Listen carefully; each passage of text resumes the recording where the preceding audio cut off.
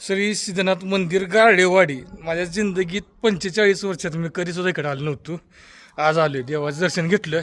महत्त्वाचा विषय काय होतं मला दाखवतो. डोंगरावर देवळ आहे. मी पहिल्यांदाच इकडे आलो बरं का. मंदिर बघू शकता.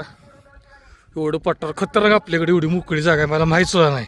आपल्या गावापासून 3-4 किलोमीटर अंतरावरच विषय तिथं चालू आहे बघा. व्हिडिओ नुसतं पूर्ण बघा. अजून एक ब्लॉग येणार आहे. मी तिथं जाऊन ब्लॉग करून आलो. दम भरलं खालनं वर चढत आल्यामुळं. किती गाड्या आल्या तर बैलगाडी शर्यत मैदान चालू आहे इथं. मैदान होतं मला कळलं. मग तिकडे गेलो भरपूर लोक भेटले. फोटो व्हिडिओ त्यांचं काढले. ते काय काय ज्यांचं मैदान झालं ते गाड्या चालल्यात बघू शकता. केवढं झूम होतं आणि बघू शकता भरपूर गर्दी. गच्च भरलेलं आहे मैदान. बैलगाडा शर्यती एकच नाद बरं का. जबरदस्त नाद. किती येते बघा किती येते. एवढं समजा गावा इकडं आयुष्य गच बघल तिकडे गाडीच आहे. हे पवन चक्क्या बिक्या सर्व आहेत त्या. इथं काहीतरी पवन चक्कीवाल्याने मोठं बांधलेलं दिसते.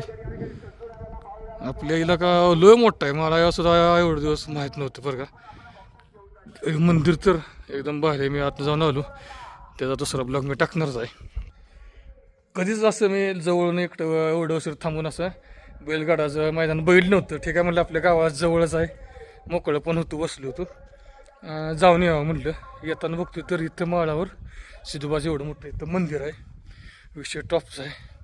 आणि इथला नजारा पण खतरनाक आहे. बैलगाडी शर्यतीचं तुम्ही बघितलं त्याचा एक ब्लॉग येणारच आहे. मंदिराचा आजूबाजूचा परिसर एकदम असं शांत वातावरण आणि पवन चक्क्या ही बघू शकता.